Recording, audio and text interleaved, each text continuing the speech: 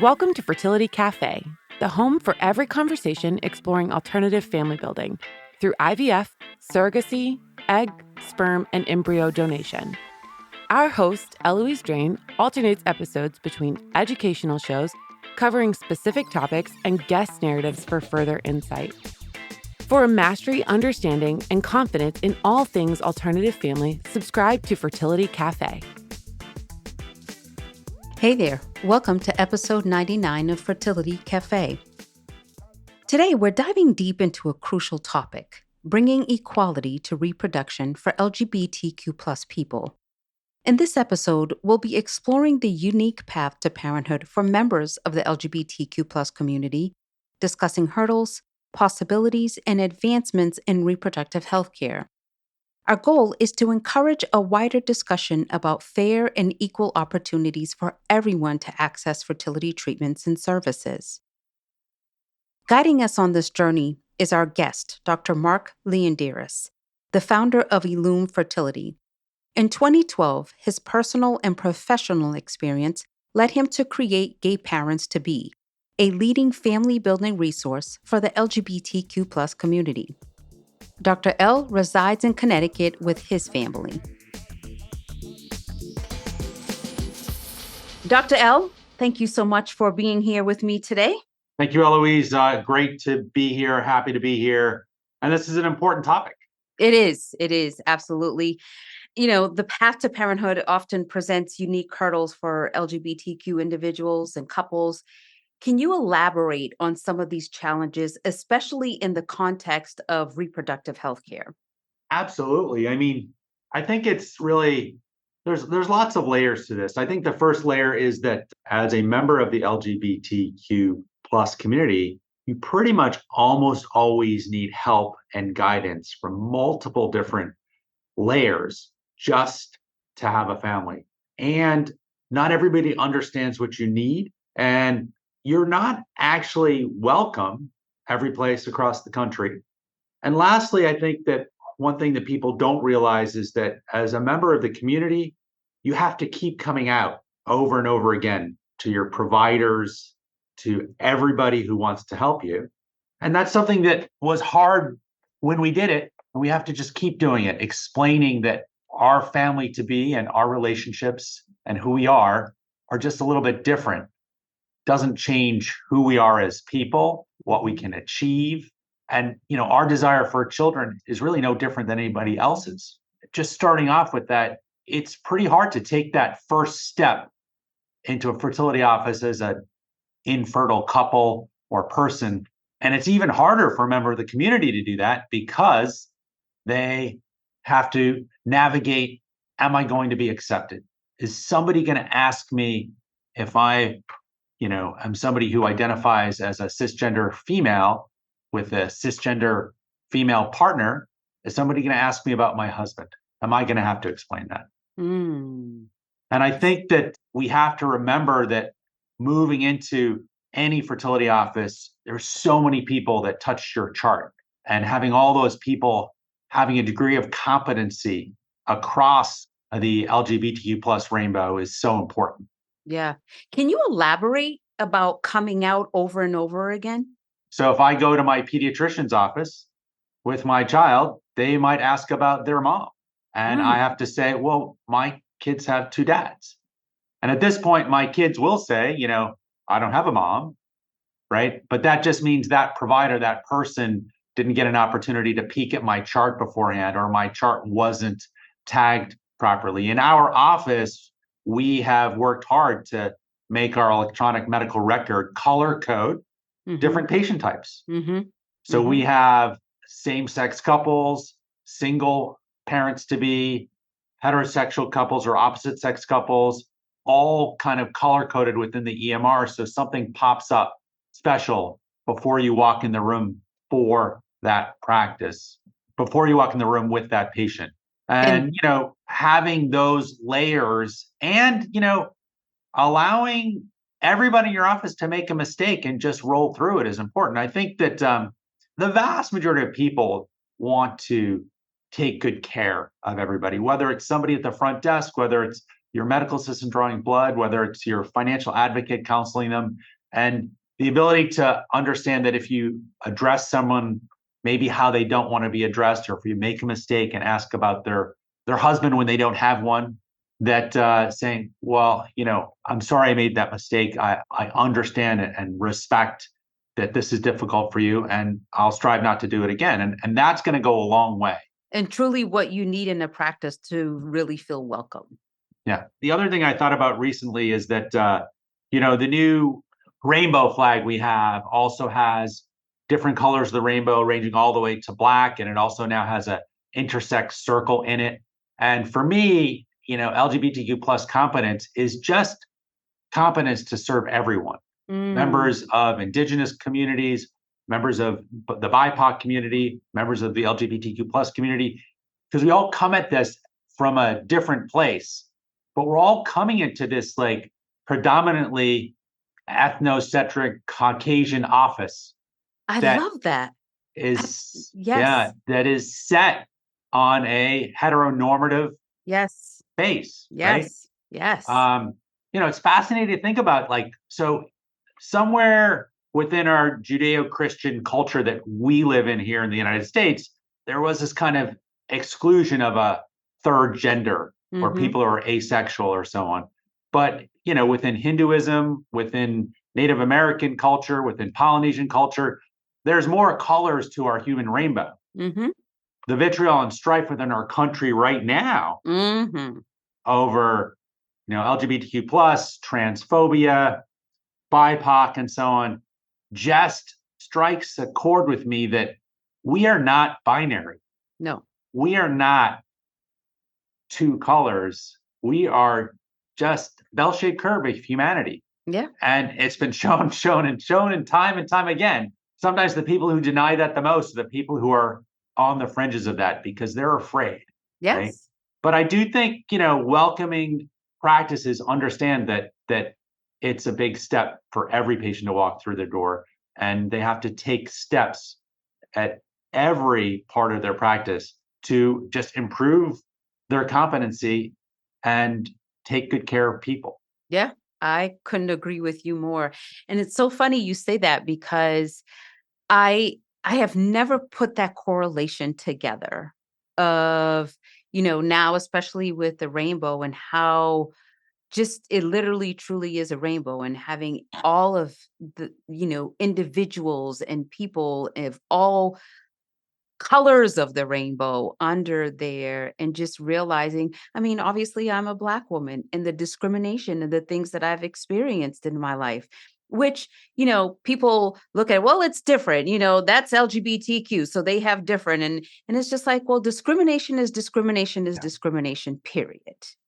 Yeah, I mean, I've tried to remove, the term racism from my vernacular.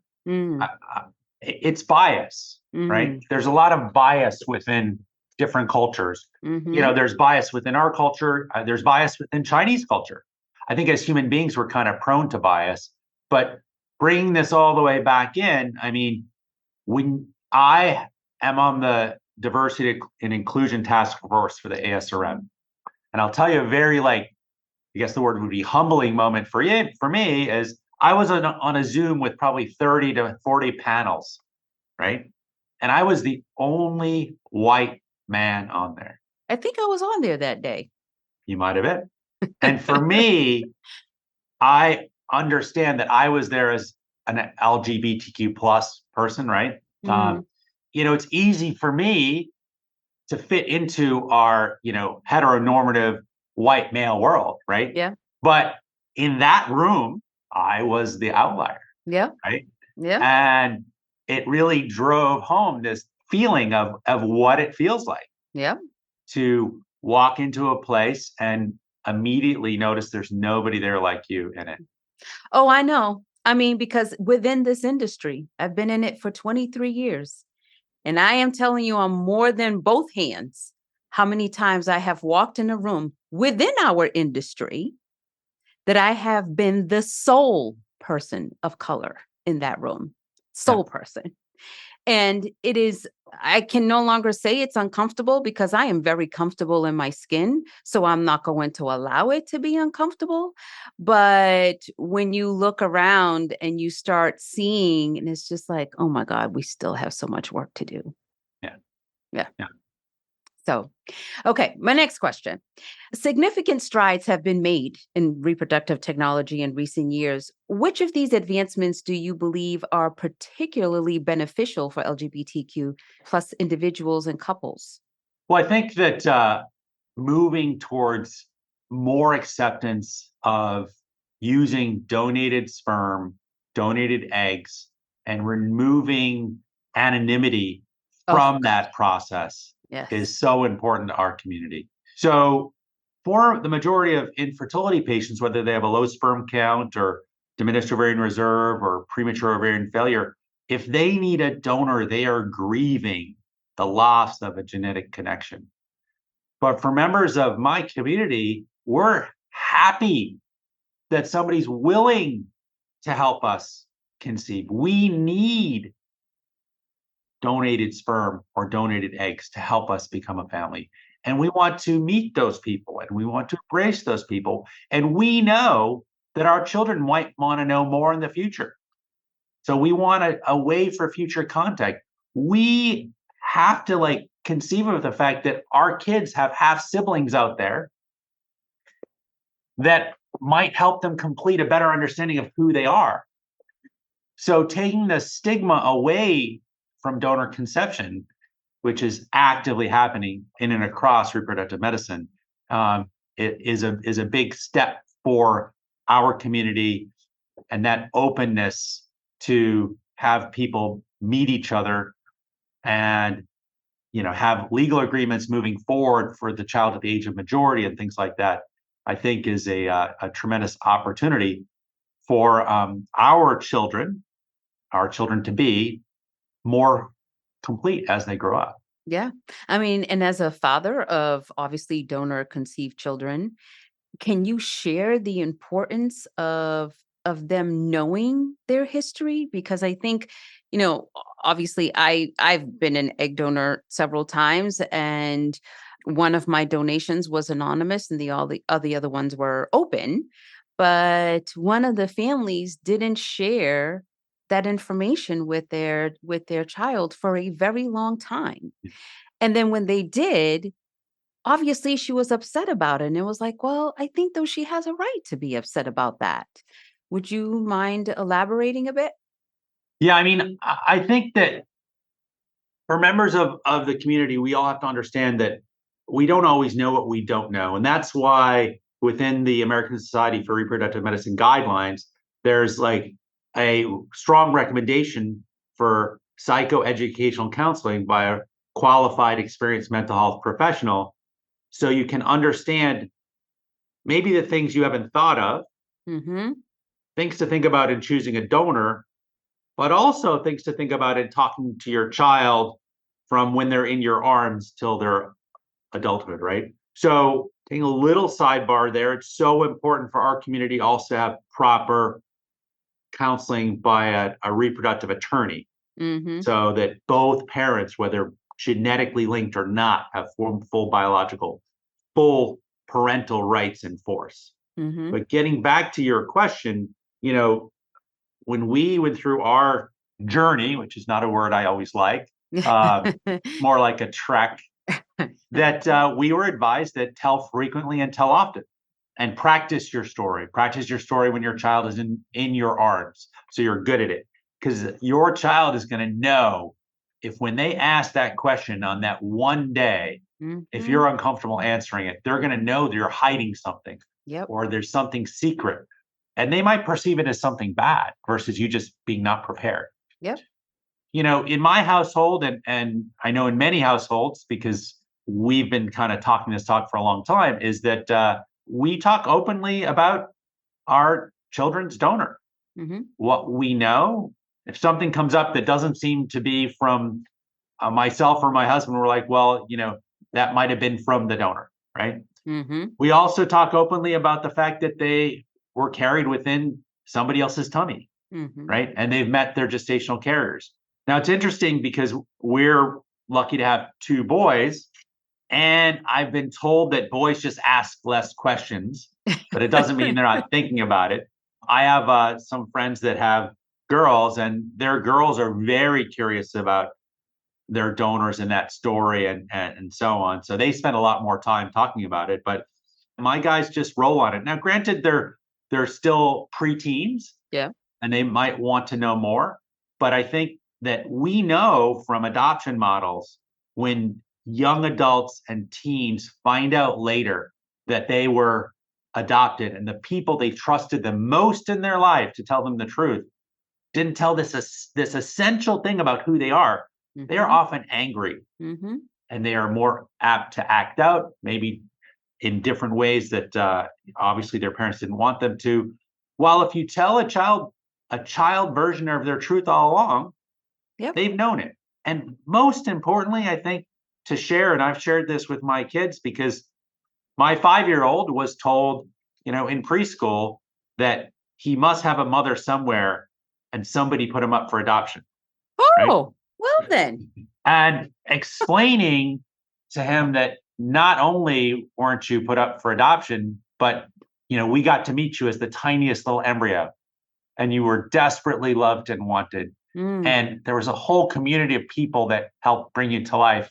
And we've always had you as part of our family, and nobody put you up for an adoption. And there's different types of families. So not every family has a mom, not everybody family has a dad, not every family has two of the same. And it's fascinating to think of that 50% of families in the United States are different, not opposite sex, Yes. biologically linked Yes. families that we're taught about in Leave It to Beaver, right? That's right. There's That's right. 50% of marriages end in adoption. There's a lot of blended families, different families out there, and you don't always even get to pick because maybe somebody's spouse passed away, Mm-hmm. right? Mm-hmm. So as we move forward in taking care of our children, I think it's always important to understand, within this kind of rainbow theme, there's different kinds of families, right? Mm-hmm. One of the hard days as a parent, sometimes in my family, is as we approach Mother's Day. How is the school going to approach that with our kids? And it's something that, we as in our community, we were one of the first gay families with kids there. We kind of chatted with them and so on. But I actually think it would be nice just to have Parents' Day, right? But I'm not gonna get that. Mm-hmm. But what do my kids do on Mother's Day? They acknowledge their aunt or their grandmother or things like that. And really, I actually like to focus on the fact that mother and father are really verbs. They're two parents. Mm-hmm. Just because somebody is genetically linked to you doesn't mean they're your mother. Yeah. No. Unless they're doing the work. So I think as we raise children, whether you're in a opposite sex heteronormative relationship or whether you're a single parent or whether you're in a LGBTQ plus relationship, just always having the children understand that they are loved, they are wanted, and there's different pathways to have children as part of a family. And however you got your child, tell them a version of the truth, right? That's right. So it could be that mommy and daddy fell in love and we exchanged our special cells and you came to life within mommy's tummy, or two boys can't have a baby. So we needed the help of two different women to help you, but everybody was on the same team. And we got to meet you as a little ball of cells and hold you in your arms when you were born. Yeah. And you teach them, like you said, from young. I mean, I was also a gestational carrier. And I remember for my second pregnancy, my youngest son at the time, I think he was 5 or 6, we went to the grocery store. And obviously, I have this big old belly. And a lady was, pushing her cart. And she's like, "Oh, congratulations. How far along are you? Or what are you having?" Or something to that effect. Before I could open my mouth, he says, "Oh, no, that's not mommy's baby. That's so-and-so's baby. Her belly is broken and my mommy's bellies is not broken. So my mommy is carrying for her, but this baby's not coming to our house because it's not our baby. It's going back to their house because I don't want the baby in my house because I'm going to be the youngest." And I'm like, all right, I think, but I normalized it for him to be that comfortable, for him to be able to just tell a total stranger all of our business, which I wasn't expecting him to do that. But for him, it was such a normal thing, to the point now this boy is now 17 years old. And the most common thing, I mean, literally, it is a very common thing. And he just sits there and it doesn't even flinch when my daughter and I will sit there and talk about periods and vaginas and penises and all kinds of stuff. And he's just like, oh God, they're at it again. Okay, all right. Where other kids, it is such an uncomfortable, like, oh my God, why is your parents are talking about sex? Like, oh my God, why are your parents?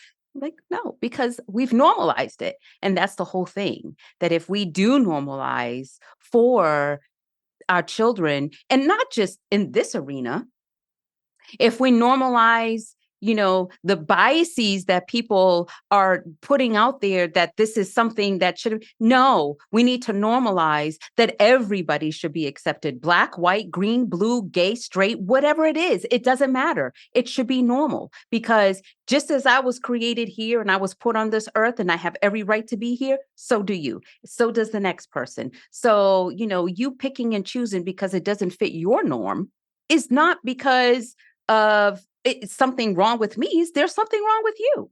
Yeah. I mean, we talked about how to be a member not of the common look within our country might make it fearful to walk into a doctor's waiting room. I think there's fear on the other side of change. And, I see it as my kind of responsibility to make it less fearful. It's you're going to be okay. I mean, I think that what's out there for the children of LGBTQ plus parents is that they're doing just as well as everybody else's kids. In fact, there's a study that in Denmark that says they're doing better. The caveat with that is that to become a parent as a member of the LGBTQ plus community means you have to have resources. You're usually older.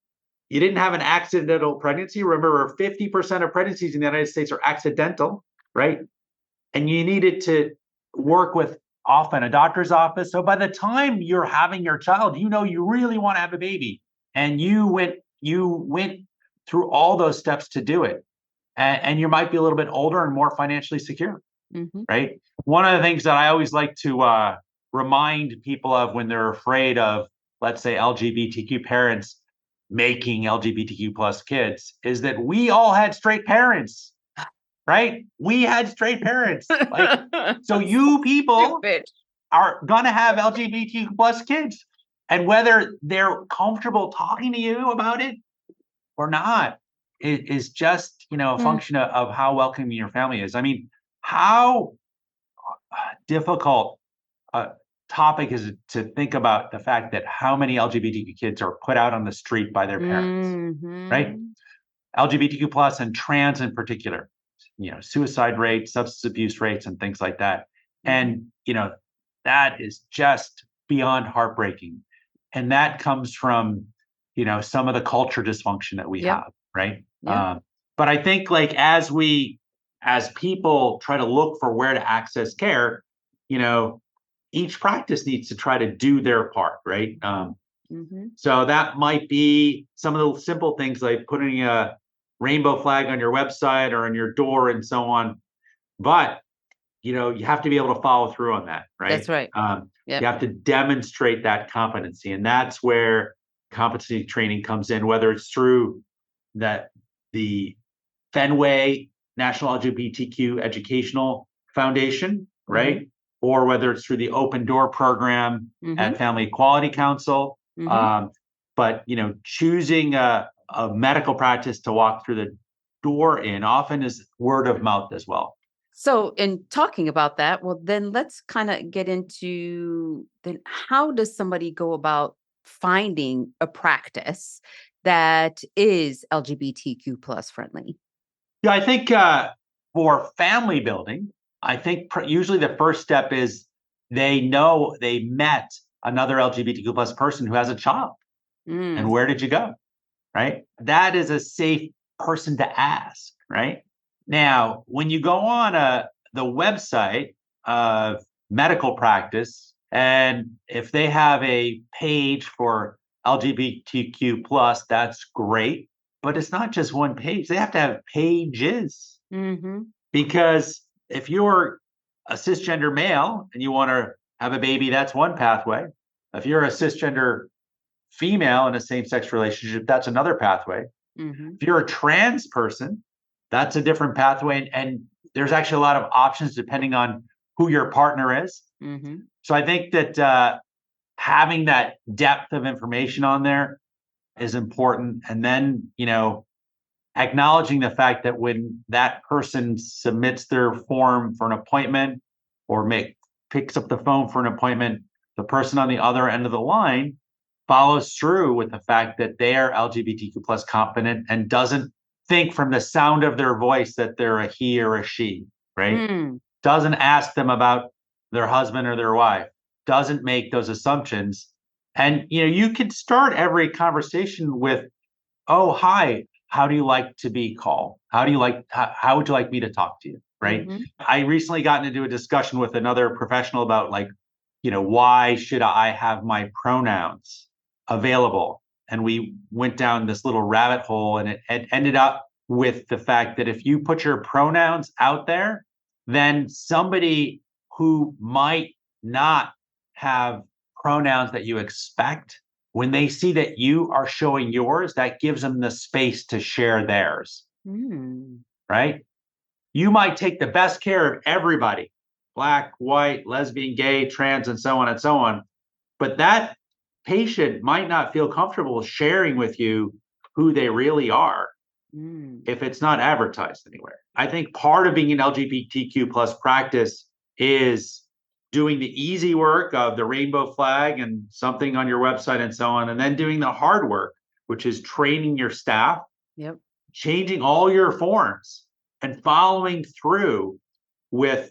When we went through our kind of transition to working hard to be fully inclusive, I would ask my patients who were members of the community, did you notice anything in our consent forms that you think you needed to be changed? Is there anything that bothers you, right? And I will freely admit, sometimes it's hard for me to use they, their, and things like that. And my default is I try to use somebody's name. Yeah. Right? But I think that if you're looking for a practice, you're going to talk to usually somebody else and find out where they went. And those first few interactions are going to basically, hopefully, make you feel comfortable so that by the time you get past the firewall and get to the doctor, you're already comfortable, right? Mm-hmm. I mean, imagine you walk in and you're seeing the medical assistant to get your vital signs done before you see the doctor, and they ask you how long you've been trying, right? Well, you know what? If I'm a single mom to be, or if I'm in a same-sex female relationship, I can't try. Mm-hmm. So, that's not the best question. Right. Right. Right. Exactly. And I think that within our REI community, nurses and doctors, I think we've always said, oh, you just need a donor. And it is really hard to pick out a donor. Mm-hmm. And acknowledging how hard it is to pick out a donor is so important. I mean, I don't know your family building story, but in most heterosexual relationships, of course, we're going to try to use genetics from both of us, right? But, if you don't have that opportunity, then you and your partner or you and your support person have to make these lifelong decisions for the future of your child. And in some ways, it's awesome because you get to screen them. Their genetics, their mental health, their family tree, and so on and so on. So you have the opportunity to kind of move the needle towards health, but it's a tremendous burden. I mean, myself and one of our social workers that has moved on to a different part of her life, Lisa Schumann, have written a book, kind of, building your family. It's a guide to donor conception, because we've had this conversation now hundreds and hundreds of times. But, acknowledging that it's hard to pick out a donor. And you might find a donor that you really love that the genetic counselor says you can't use. Yep. Then you have to go back to the drawing board. Yep. Or you are from the BIPOC community and somebody at the fertility clinic that is through a bank is telling you, well, we have 2 Black donors, just pick one.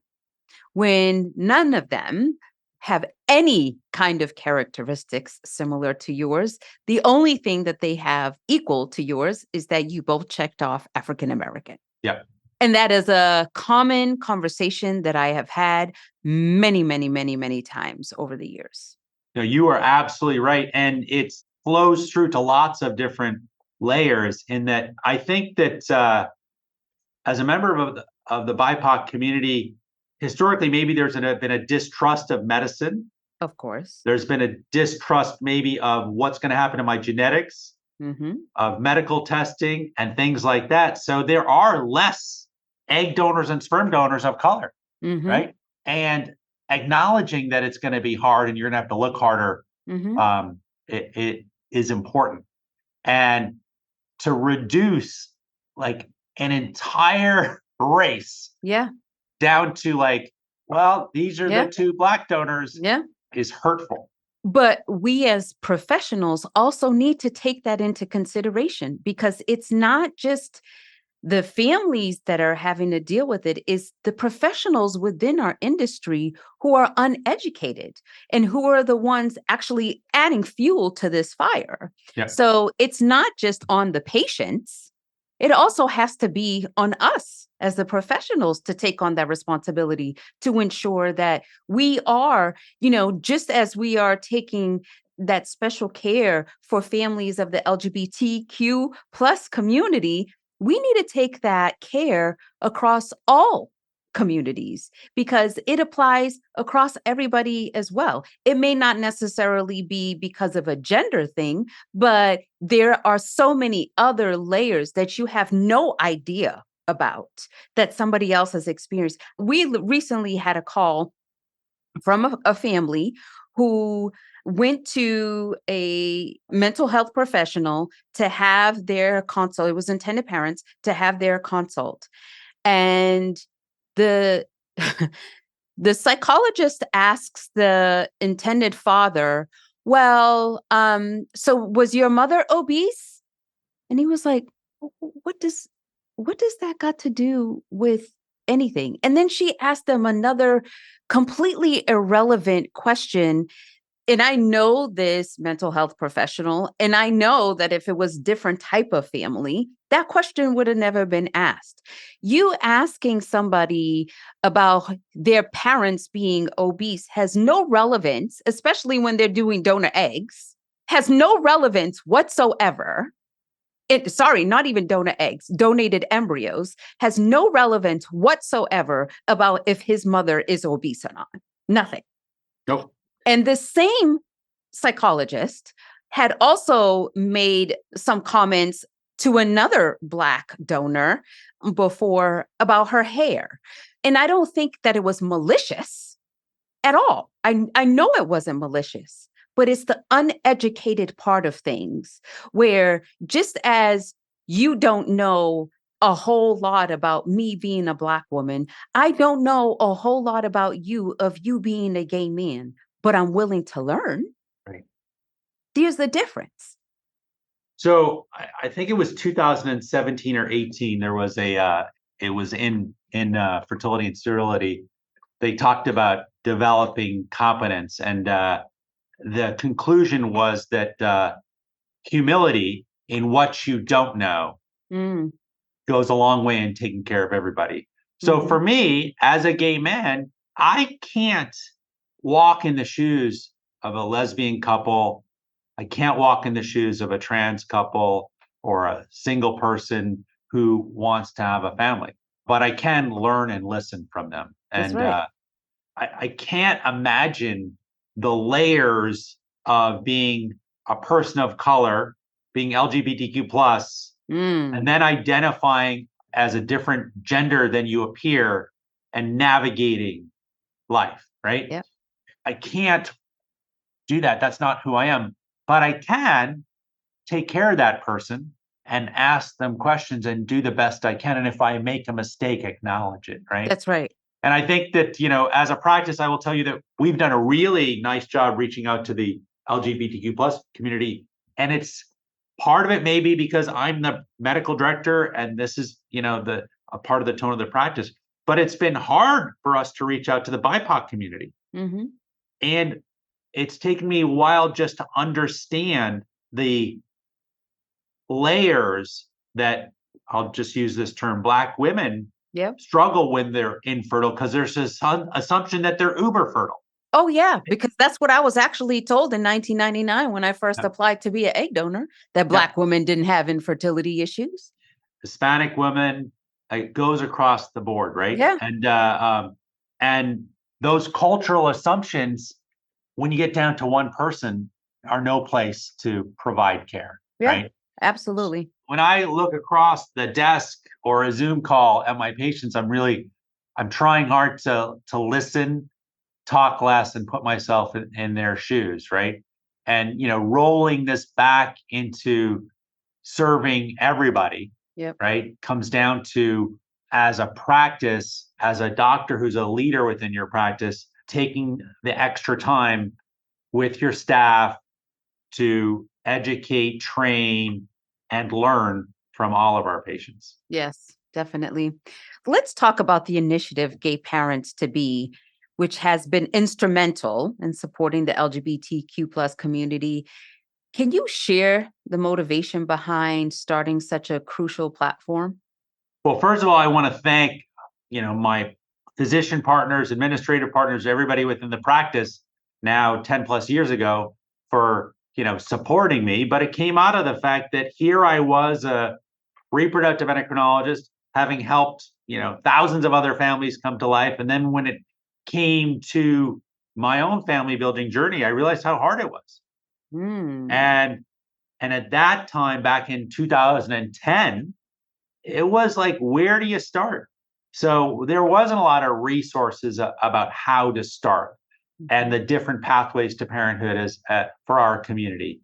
So, it was a passion project, and it was supported, across the practice. And at this point in time, I am incredibly proud of the fact that I've spoken to people who will never come to my practice, whether it be in Asia or whether it be in Africa, about what's the basics, because there's so much misinformation or disinformation or lack of information out there. So I think that Gay Parents to Be is kind of a place to get people started on their own family building pathway. And it sprung out of the realization that, what, I didn't really know what I didn't know. Once I became the patient, I didn't know how hard it was going to be to choose a donor. Mm-hmm. I didn't know that when you match with a gestational carrier, sometimes it's not a good match. Yep. I didn't understand the anxiety you would feel when somebody else is pregnant with your baby and something goes wrong that you have no control of, and you're not even there, right? Yep. And it doesn't go away always once your baby's born, right? So, for our second child, it took us 6 months to get a birth certificate. Oh my God. For our first child, I remember this acutely. There was a very unfortunate case in Florida where one mom of a lesbian couple wasn't allowed to see her child in the hospital because she wasn't genetically related. And we were going to Florida to visit my mom without proper documentation. If something went wrong, our second parent adoption had not been completed, right? And because in different states in this country, there's different rules, right? Yeah. So I think that Gay Parents to Be offers, a resource and a place to start. And I'm really proud of it, and I'm proud of the support that the practice has given to us and the community. And it's kind of awesome. Yeah. We just relaunched a new website to make it kind of appear to make it more up to date and welcoming, and there's always new content to add, right? Yep. And since that time, there's a lot more out there for our community to get started, and I'm just so happy about that. I mean, I recently gave a talk somewhere else, and they were like, well, said something about the fact, well, we hope you're not coming here to steal our business. I'm like, no, please do my work. It's fine. I mean, in 2021, it was the first time LGBTQ people were included in, the census, right? Yep. Mm. So, and fascinatingly, it turned out that 7% of the country identified as LGBTQ plus, right? So 7% of 350 million people is a lot of people, right? Mm-hmm. Within that, right, Family Equality Council completed a survey in 2019 and basically identified there's 3.8 million millennials that want to move forward with family building in the upcoming years, right? Mm. So, for the people out there who are running a business, from a business perspective, if you can figure out how to open your doors and welcome the community, this is a community that needs your help. This is a community that sadly often doesn't even have insurance. That's a Oh whole God, other don't get me. podcast, Yeah, I right? was just getting ready to say that is, I mean, it is a question that I would, if you don't mind touching on about insurance coverage or the lack of insurance coverage for fertility treatments for the LGBTQ plus community, and just even touching on that, because yes, that is a humongous problem across this country. Yeah, I mean, it's the elephant in the room, right? Yeah. So you want to have a baby, you're sitting next to, maybe your coworker has full benefits and you don't have any, even though you're paying Yeah. into the same plan. I mean, really, part of the team that works around this, the state of Connecticut just signed a bill removing Yes. discriminatory language. The question is how to get that through the insurance companies to access care. And to finish my previous statement, for the practice managers and finance people out there, if you can welcome this community, most of these patients are unfortunately going to end up using their savings and paying cash. Yep. To help get their family started. Yep. It's a good decision to recenter your practice about trying to take care of everybody. Yep. So, I will tell you that I regularly, when I do my calls with members of the community, I ask about their insurance, and I'm happy to say a lot of places are now starting to offer, private companies are starting to offer inclusive policies.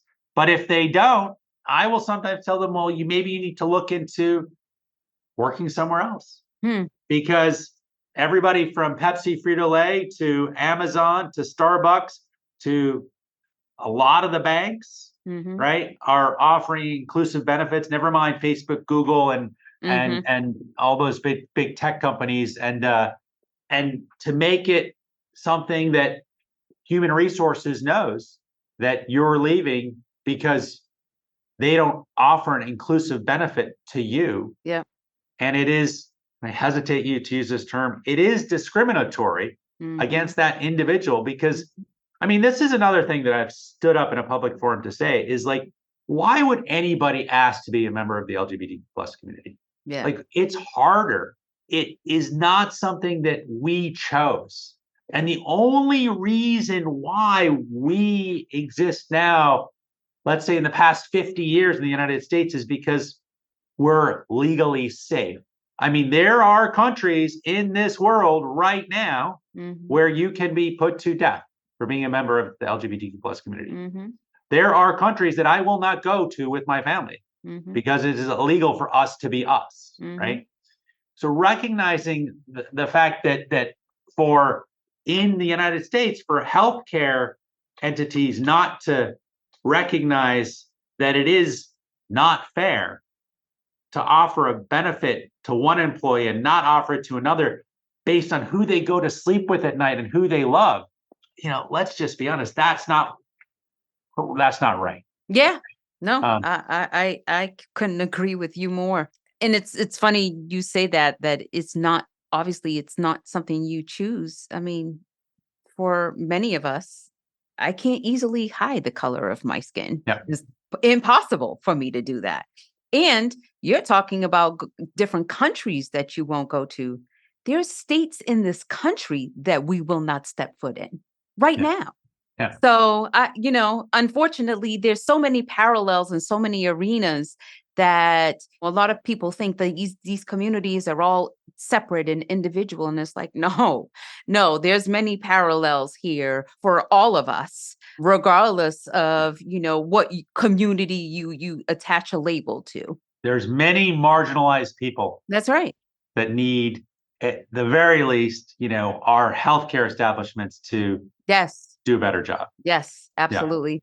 So my last question for you is, what advice or words of encouragement would you like to share for, really anybody listening starting their journey to parenthood?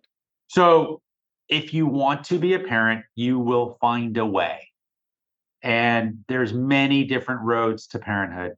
And the default that we all understand as little people is going to be man Mhm. and woman kind of Mhm. conceiving. But Mhm. you know, there's biological parenting options for people who identify as straight. Mhm. There's also donor egg, donor sperm, adoption, foster to adopt, and all those options exist within the LGBTQ plus community as well. Mhm. Biological parenting options for our community are going to involve using a donor. Occasionally, that donor might be a sibling that allows you and your partner to, share different family trees, but usually it's going to be a donor separate from you, and if you're partnered, your partner. But if you want to be a parent, it is something that you can get through. It's going to be more work. You are going to encounter some walls, but in 2023, there are organizations and people and practices out there that are willing to help you scale that wall. Yeah, you have to find them, right? And it's going to be harder in different parts of the country, and it might mean you need to change where you live or change your job and so on. One of the things that I say is to be a parent is to embrace a future of which you have no control, Mm. right? And if you're willing to step into that, like, Mhm. that arena, and it's something you want, we will help you get there. Yep. There's a bunch of folks out there that are willing to help you get there, and there's a lot of work to do, though. You know, Yes. um, Yes. if you're an LGBTQ person and you're trying to have a baby, you're faced with more decisions than anybody in the history of humanity to have a child. So understand that you need support from mental health professionals, lawyers, doctors, nurses, and your community. But you can get there, and we will help you, and and take it step by step. It's going to take a lot longer than you think it should. It's usually a 2 to 3 year path to parenthood for Mhm. members of the community because there's so much to do. But by the time you get there, you're going to be a hardened, battled warrior, and you're going to be Ah, able to take care of your child. You've already that's had some right. training, right? That's right. That's right. Didn't And you're going to happen need all easily. of it that you need. Yeah, yeah. So take that step. It's a big step. I think that the desire to be a parent is something that most humans want to be. Mhm. And as little as 50 years ago, if you were a gay man, you could not be a biological parent. The technology didn't exist. And you Mm. asked about what technology has changed, right? Mhm. So the availability of in vitro fertilization with egg donation and gestational surrogacy has allowed the gay male community to become parents, Yep. right? Biological parents, right? For lesbian couples, it's allowed them to do what we call reciprocal or shared IVF, Mhm. where the eggs from one woman can be combined with donor sperm and placed in the uterus of their partner. These are beautiful things that we can do now, thanks to the science of the IVF laboratory. Yep. Um, so for everybody out there who wants to be a parent, look around in your own community, and if you don't find the resources, look wider. The Yes. resources are out there. Yeah, they're definitely out there. Well, Dr. L, thank you so much for being on the show with me today and sharing your experience and just sharing your knowledge. I think that we all can, learn from something. We all can learn something from this conversation, regardless of, like I said, what label we have on ourselves. Yeah. I mean, I encourage everybody to always try to walk in somebody else's shoes. Oh God, I yes. promote discourse, I promote discussion with somebody else that doesn't have your opinion, and then understand that you have to reflect on what they had to say, right? That's right. That's right. And that we are all humans. In fact, if you look at our DNA, you cannot tell the difference between any of us Mm, on any genetic layer, whether it be black, white, gay, straight, and so on. You have to go pretty darn deep. And just because somebody is Black or just because somebody is gay doesn't mean they're actually, in many ways, not a lot like you, That's right. right? Absolutely. And who we are is really an amalgam of our genetics and our experiences, and we change. Yeah. And if you want to serve the community, sometimes you have to, just have the willingness to kind of change the way you look at things. Perfect words to end this conversation. So thank you. Thank you so much for listening. If you found this episode helpful, please rate Fertility Cafe on your favorite listening platform and share this episode with anyone you think could benefit from hearing it. Tune in next week for another amazing episode on Fertility Cafe. Until then, remember, love has no limits. Neither should parenthood.